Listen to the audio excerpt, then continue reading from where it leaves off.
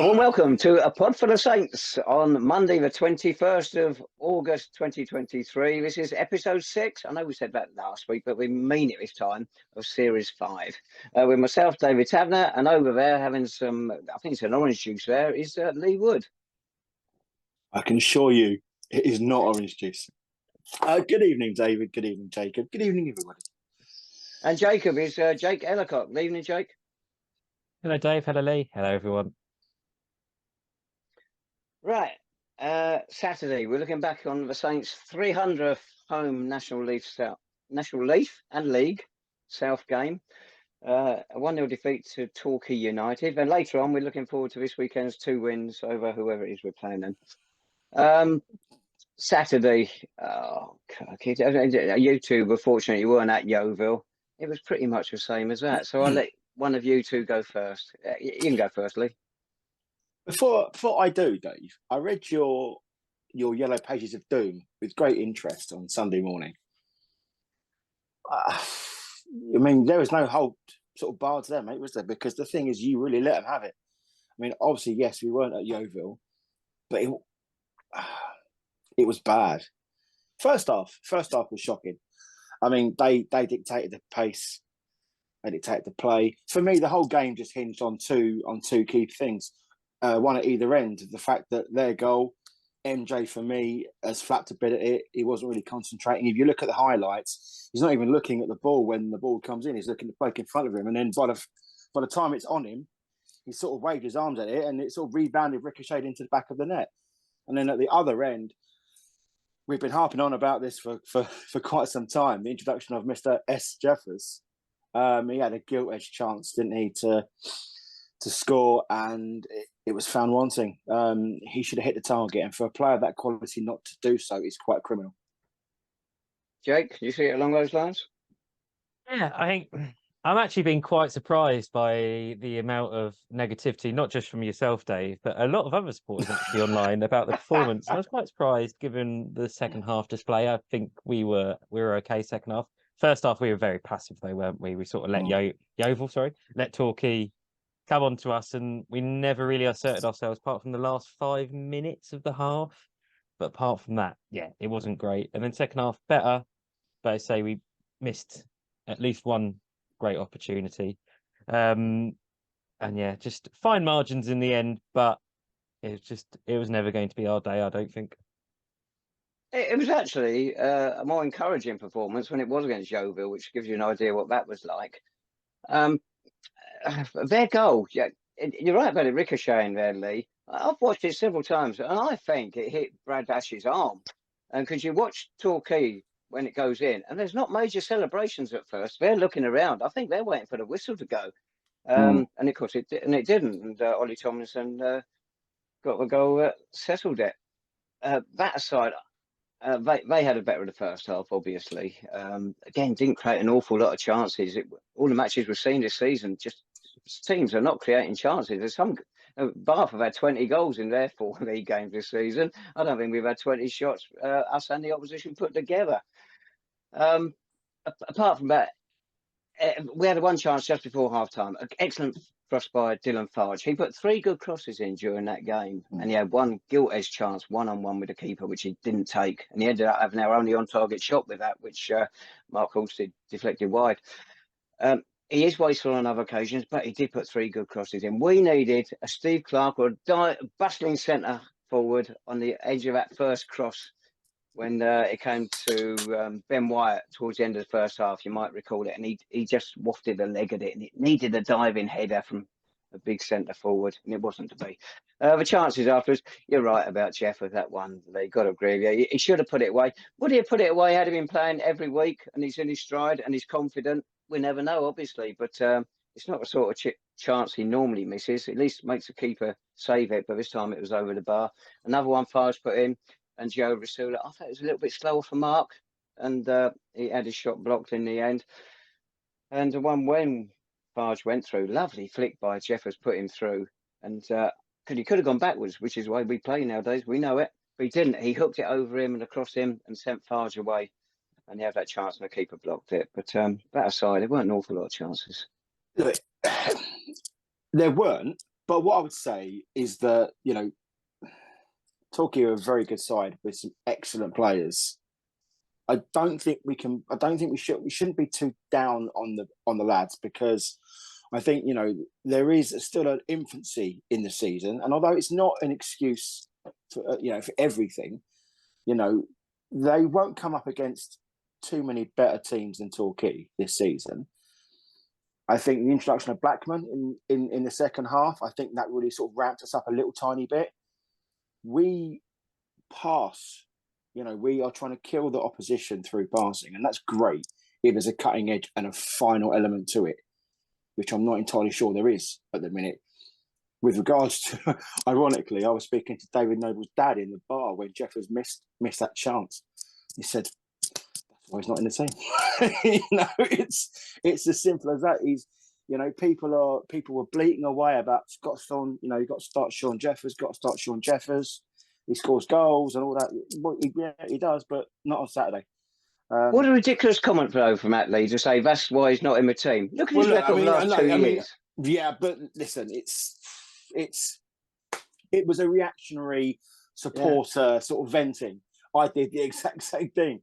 You know, it was like, that's why he needs to be in the team. He needs to score goals. And look, it wasn't great Saturday, but I think there are definitely positives in terms of the way we move the ball. But again, there needs to be that cutting edge task. You spoke about Clarkey. Yeah, okay, we can't all live in the past, but there does need to be that threat on the end of these, you know, telling crosses from Farge and Blackman, Rasulo. You know, there's got to be an end product to it. If we keep passing is great, but at the end of the day, there are going to be times when we're chasing the game and we need to be a bit more assertive and have a little bit more quality. Are you encouraged, Jake? I actually was encouraged at the end, bizarrely, compared to a lot of people. And I think what I took from it was, you know, we played two full-time sides, well, three full-time sides in a week, haven't we? And I know we've only picked up 3 points, but that's going to be tough on the lads. And I think we saw the squad has suddenly become quite stretched, hasn't it, by the injuries already, which is a worry. The bench was lacking in depth. And I think, you know, that last 15, 20 minutes, if we had a game changer that could have come off the bench, someone like a Mitchell Weiss, who could have come off or started the game, I think he could have had a bit of joy running in behind that defence, who weren't the quickest, it's fair to say. But I was positive to me. This team is still learning, it's still growing, it's still a really new team, a lot of youngsters in it. Nobby's had to do a lot of work over the summer, and it's gone toe-to-toe with a decent outfit who will be looking to secure promotion themselves this season. We saw before the game, the pressure was already building with Gary Johnson for their less than great start this season. So yeah, still positive to me. As we said, though, it all comes down to that Sean Jeffers chance, doesn't it? And you just wonder if he'd had a few more minutes in pre-season, if he'd featured a little bit more this season, if he'd had a bit of time on the pitch. You just never know. But it is what it is. I mean, I'm a fan of a passing game. I'm not a fan of our passing game because it isn't forward enough. It's across, it's at the back line, back to Michael Johnson. Example, kick-off. We put it straight back to Michael Johnson. He goes to clear it. Bradley Ash charges it down. Straight away, we put ourselves on the back foot instead of putting them on the back foot. And it was like Yeovil. When we went on the back foot from the start, because we tried to take the sting out of the game, and we didn't have a plan B. We couldn't step it up after that. And I felt that was the case against Saturday. I thought the second half, Torquay were happy for us to go at them because they pretty much knew they could snuff us out. Might have been different as Sean stuck that one away, of course, but generally they did snuff us out. If we're going to pass it forward. Put the pressure on the opposition. Don't play it in our half of the pitch and deeper as well. And also at set pieces. This nonsense of dragging absolutely everybody back. It didn't save us for the goal Saturday, so why do it? Put a couple up. We saw it Saturday. A few times the ball got cleared. There was nobody on ours to put the pressure on them when it went to there, so they could just build again. And that's what happened. 8 minutes of added, or whatever it was, added time. Down at Yeovil, we had 10 minutes. We didn't put a ball into the box once. The only person to put a ball in the box during added time Saturday was Michael Johnson. None of the outfield players did. We didn't have a plan B to change our game to put them under pressure to get that late equaliser. But what I would say, though, Taz, is that I'm not going to say it's a thing of fine margins because that isn't the case. But our plan A was good enough to beat Weymouth and it was good enough to beat Havant. Both good sides. Not in my opinion, as good as Yeovil and Torquay, can't he? Which I think is where we might have come unstuck a little tiny bit. But the thing is, we've got to keep pushing the plan A. You know, you listen to Nobby at his post-match, and he's absolute clear, whether you like it or I like it or any other supporter likes it or not, that's the way he wants to play. That's the way he wants this team to play. And you can't just sort of press the reset button after, you know, a dodgy half. You've got to, he's assumed the players are going to be capable of implementing his game plan, right? So it wasn't pretty first half, but it did improve. And as Jake said, there were nuggets of positivity to come out of that game. For me, I agree with you, mate. I think there needs to be a better cutting edge. Where that comes from, I don't know. But that'll come with time, surely. I mean, you know, we play some nice stuff. We play some attacking stuff. It's just, you know, it's a bit more dramatic when we don't get the right result, isn't it? You know, we were all lauding and celebrating the game plan on Wednesday night when we beat a tough Havant side away from home. And yes, we still played it around the back then, but we got ourselves out of trouble by playing football. We can't have it, you know, can't have it every single week, mate. So I know what you're saying, and I'm listening to both of you. And Jake is absolutely right. There were some fans coming away from Clarence Park on Saturday absolutely despondent. Some of them were spitting feathers about the quality of football they are playing. But then again, it's a case of, what do you want? You know, it's in Noble we trust. They're his players now. You've got to give them a little bit more time, but it wasn't pretty. You both saw the Weymouth game and the Havant game. First half, both games, we were attack-minded. We weren't in the Torquay and Yeovil games. We let them come at us, and we couldn't step it up afterwards. And yet in both those other two games, we lost the momentum in the second half. This side is having trouble playing for 90 minutes. Certainly to put the opposition under pressure, but it's not set up that way. It's set up to keep the ball, which means you don't put sustained pressure on the opposition. But those other two games, we were more attack-minded, but we weren't in the two we've lost. Almost self-inflicted. Yeah, and I think absolutely. I think Saturday against Torquay, you know, we saw that first half. We just really weren't there, were we, at the races for most of it? We were just happy to sit back, and I say it did cost us in the end because we went one behind, and we just weren't able to get back into it. And I think that was a good point about the additional time, Dave. I think that was one annoyance for me was we had those 7 minutes and we didn't get the ball into the box enough. We didn't try and gamble enough. There was a few overhit passes, a few skewy crosses that went out, and it was all. The quality was just lacking there in that final 7 minutes, wasn't it? And I think, you know, Yeovil, Torquay, were started to look a little bit worried then, but it just wasn't to be. I think, like Lee said, Ryan Blackman, I think helped change the momentum a lot in that second half. I thought probably one of his best displays so far this season. He got on the ball and tried to go forward quite a bit, which is impressive. But yeah, there's still things to work on, and there's no point panicking right now. I know it's annoying for supporters to go down there and see us lose, but plenty of time to get this ready. We said before the season, we said we've got a difficult start to the season in terms of the opposition. I think we've seen that. I'm pretty happy having 6 points on the board already, especially given the other results around us already in the league this season. You're seeing everyone's pretty much beating everyone so far. No need to worry, but there's still areas to work on. And that final third is still something that I think Nobby will have to tinker with and work with before it's perfected. I'll reiterate a point I've said previous season, Jake. You know what it is, which is I'm not that bothered if we win or lose. I want to see a decent game of football, and it's a way that we play. I want to enjoy it, and you cannot enjoy the way we are playing at the moment. No pressure on Nobby results-wise from me. Give us some entertainment. We're travelling long distances, and we're not getting our money's worth at the moment. But Lee, you mentioned the squad being stretched. There were 3 injuries we picked up at Havant. We lost Mitchell Weiss, we lost Andronicus Giorgio, and Jack James.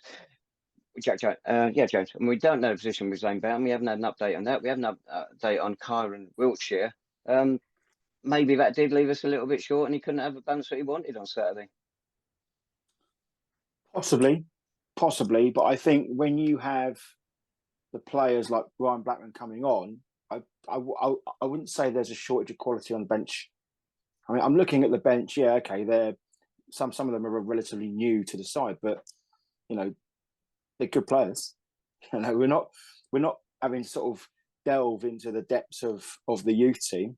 No offense to any of the youth team, because they were also good players. But you know what I mean? It's like these are his players, they're his squad. Possibly, you know, was it the case of the two games in 4 days a bit much for the lads? Who knows?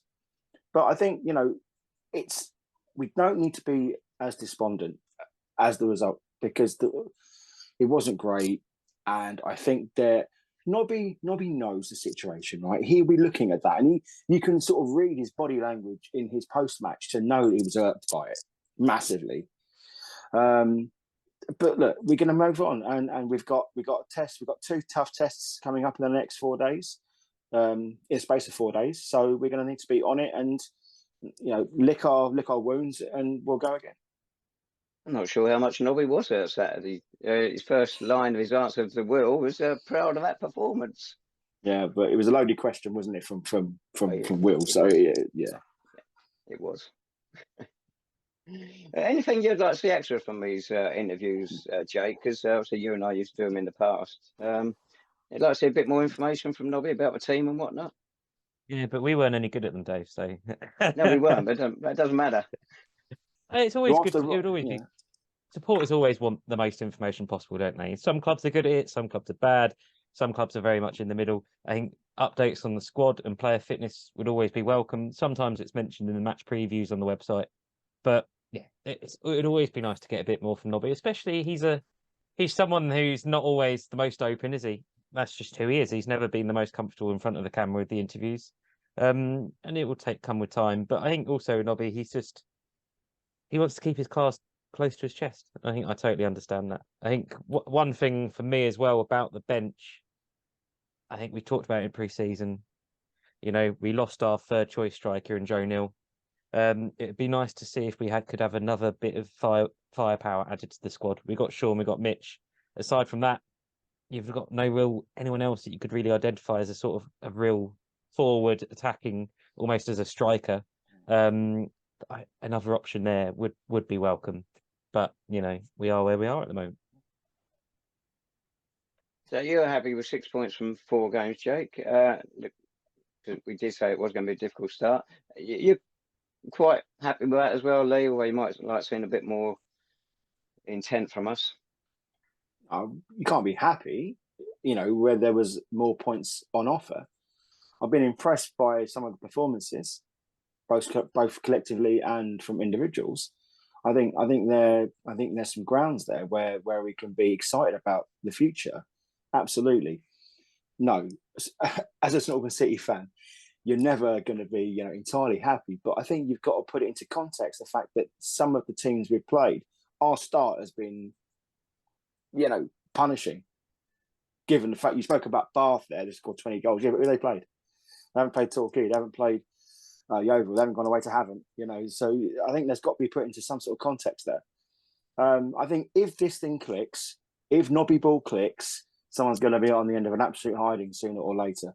But that's going to need players to perform and score goals and get into not just score goals, get into the positions to score the goals. You know, there's a lot of passing around. That's great. Retain the ball. We've spoken about this countless times before, but you need to punish teams when you're on top. And there was a period on Saturday, Jake, when we were on top for a bit. You know, we had them on the rack, and we need to, especially against teams, the better teams, we're only going to get 1 or 2 chances maximum, like clear-cut chances, and we squandered both of those. So we can't be doing that too many times. I think it says your name in there somewhere, Jake. Join in. No, I agree. And to be fair, you talk about Bath, they lost 6-2 the other week, didn't they? So there's plenty of teams in this league so far that have not had as tough a start as us. And as I said earlier, it's a new team. It's going to take time. It's going to embed. I know it's all full of cliches, but look at last season. You know, we really didn't get going until October, November, did we, when Nobby came in? And then we actually got to a playoff final. So I don't mind that at all. If that's, again, the same this season, it's going to take time. And I think, you know, Nobby knows that. We all know it. The amount of fixtures you get in August in this league isn't ideal. Of course not. But in a way, it could help in the longer term. You know, more game time, more experience of playing together, more chances to learn how to play together and create those openings. You know, they've had to adjust their style of play going from Mitch to Sean within 2 games, to be honest. You know, Mitch would have been making a lot of those runs in behind. Sean wasn't able to do that. So they're having to change that style of play there. You know, so it'll come good. I think we've all got total faith. It's just, I think some supporters have got to have a little bit of patience, but I also think supporters are more than vindicated in having their opinions as well. Football is beautiful in that way, isn't it? We all have different opinions. Many of us disagree with each other a lot of the time, but that's all the fun. If only they knew the hardships, fellas, that we had to endure for the past 20 odd years, eh? They would. Good times. Very good times. Of course, last year we didn't have a goal in our first 4 home games. So we got riches aplenty at the moment with 2 and 2.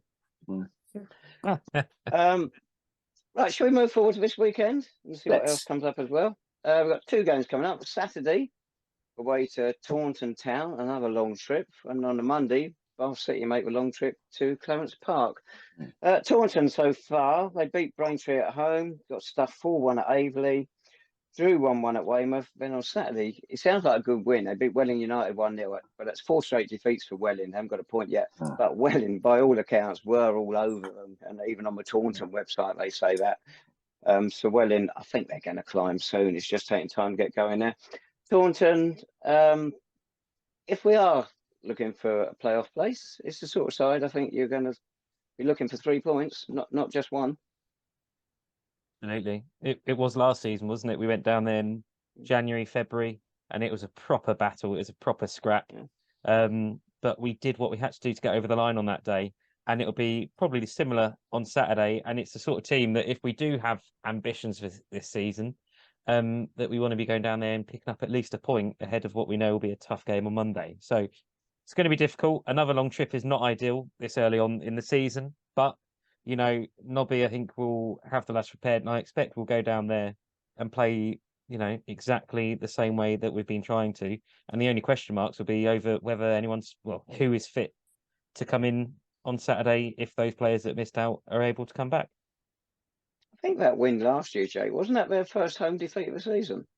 And it all went wrong for them after that at home. Yeah. I just feel with Torquay and Yeovil, we've given them too much respect. And whereas Havant and Weymouth, we got at them early. And I suspect we might try that again Saturday. Maybe we won't know it's been said. But I'd like to see us give it a go and put the pressure on them.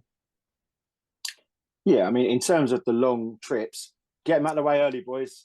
You don't want to be going down those sort of areas in January, February. Get them out early whilst the sun is still shining.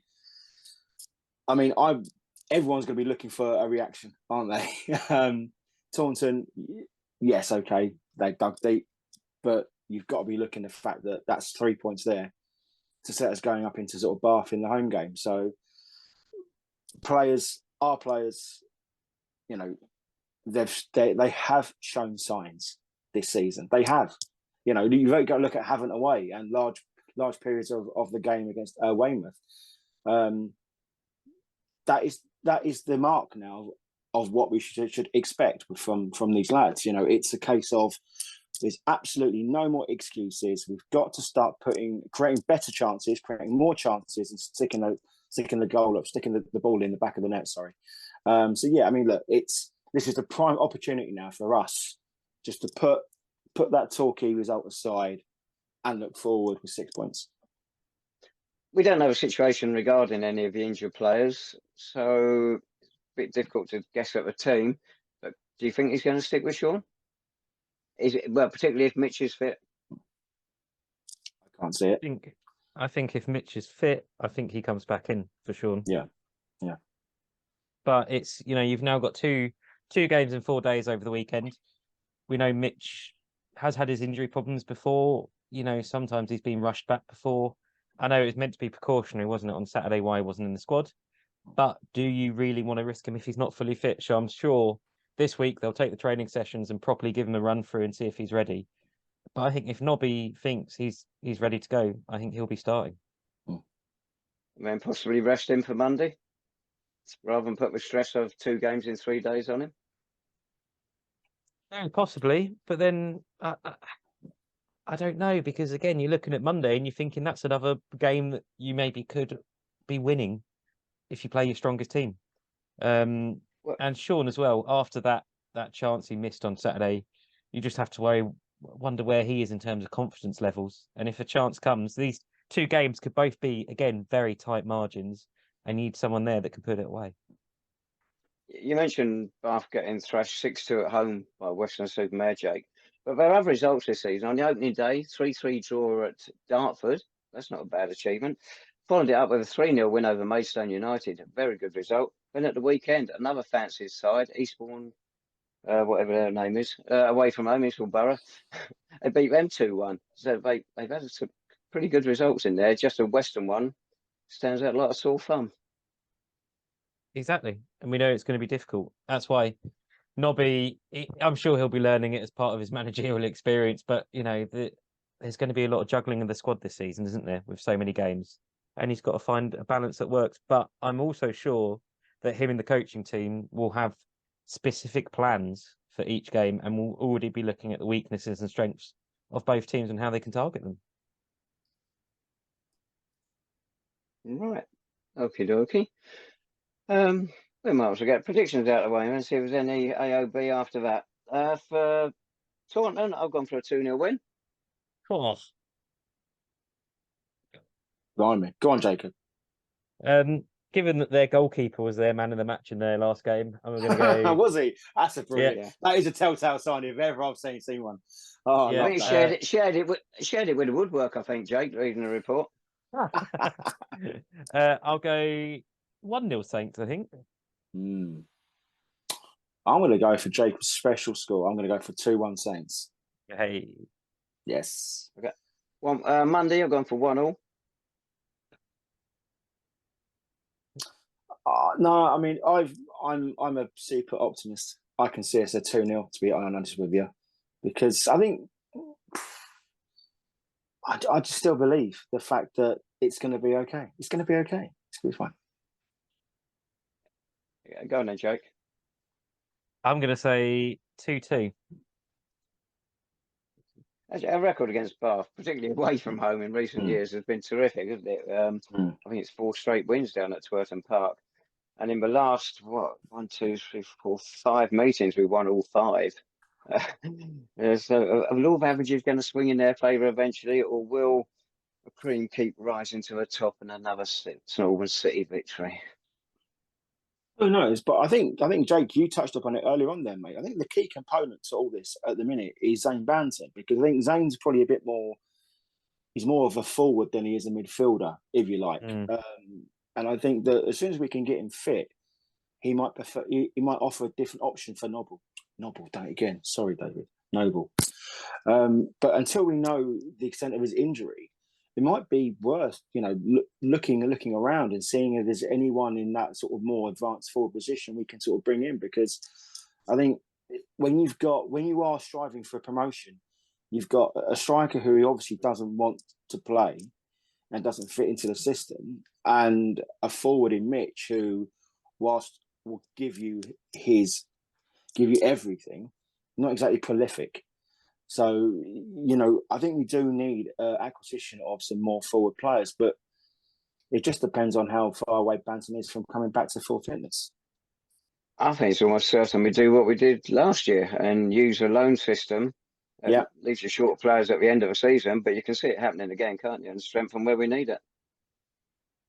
Yeah, but that makes sense because it didn't do us any harm, did it? So, and obviously, out of it, we got one of your favourite all-time players, Tabs. So it can doesn't work. do any harm at the time, but it means at the end of the season, you haven't got a team. You've got to rebuild again, and every summer you're putting that pressure on yourself. Yeah, but whilst we get to that point, what a ride! You know what I mean? It's but it gives other players around them a bit more belief and a bit more, incentive to sort of play in a really good side. And we are a good side. We're suddenly not a bad player because Sean Jeffers misses that chance. He's not a bad player overnight. Michael Johnson isn't a bad player because he flaps at that ball for the goal. It was just 2 very unfortunate situations in the same game.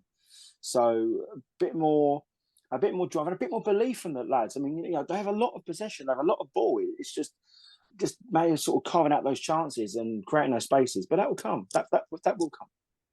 Belief's a good word, Lee. I think you probably saw it. I put it in the notes the other day. They're playing with the fear of losing the ball. But nobody might say it's a passing game. We're passing around. It's almost a fear of losing it. We daren't take that risk of putting the ball into the box or in for the forward in case we lose it. I hope that's not the case, but that's the way it seems to be coming across. Well, we've got a new game. We've got 2 new games, Jacob, to get behind the lads and hopefully roar them on to 6 points. So, yeah, look forward, not backwards. Exactly. I think the crowd on Saturday was good, wasn't it? In the end, good atmosphere. 2 well-supported teams, and hopefully see the same again for Bath on Monday. And any hardy souls that make the trip down to Taunton on Saturday, in amongst train strikes and everything else that's going on. So if you do want to get in contact, you can tweet us or X, whatever it's called these days, at a Podful of Saints. And you can email us as well. Do we have any other business, Dave Lee? I haven't got anything off the top of my head, have you? If anyone can come around to Wood Towers and fix my computer, that would be absolutely marvellous touch, because this is not the week for my computer to go down. But apart from that, no, not really. I think we should also say best of luck to Colin and Leslie, who will be getting married or will be married by the time of our next podcast. We know that at least one of them watches us. The less sensible one watches us. So best of luck, guys, for the big day. I know there's a few St Albans City themes involved in the wedding, I believe. So a few. I'm sure that'll be. It's been surely most of the best by the Saints. Surely the best of luck goes to Leslie, doesn't it, Jake? That's a given, though, Tabs, right? Okay. And on that positive note, we will see you again next week. So goodbye from us, and we'll speak to you very soon. Bye-bye.